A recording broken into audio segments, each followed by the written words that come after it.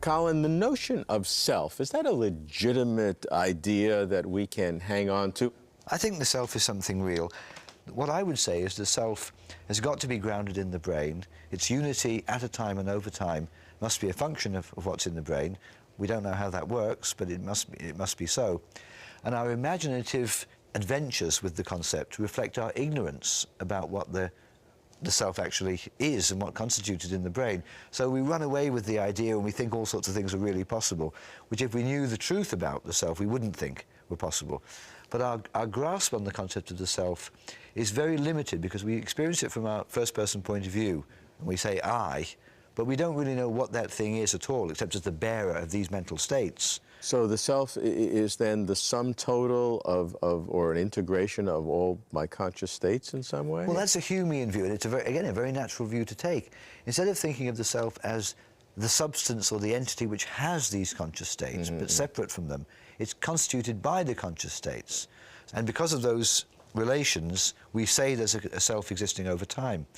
The problem with that is it seems too thin to ground the idea of personal identity as you existed at an earlier time and you, the self-same thing, exists at a later time. All we've got is the idea that you at a later time are causally connected to you at an earlier time. Right. That isn't the same thing as you're persisting through time. Right. People imagine the self to be capable of all sorts of strange things, rather supernatural things, where it can exist independently of the brain, for example. I'm saying that arises wholly from the fact of our ignorance of how the self is rooted in the brain.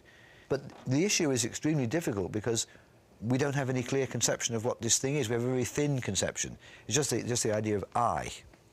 If you say to somebody, well, tell me more about the thing you refer to as I can say to you, as one of Hume's famous points, I can tell you what's going on in that self right now, what ideas the self has. Right. If you say, no, I don't want to know about that, I want to know what the self is. There's nothing left over. There's nothing left over. You don't encounter it in introspection. You don't perceive it in somebody else. You only perceive their body. It seems a kind of receding, transcendent thing that is capable of strange feats. The odd thing about the self is that the more you're thinking about it, the more you're pushed to the absolute extremes. Either there is some sort of a mystical, supernatural dualism, or there's no such thing as self. It's just an artificial construct of all the different perceptions that we have. That's right.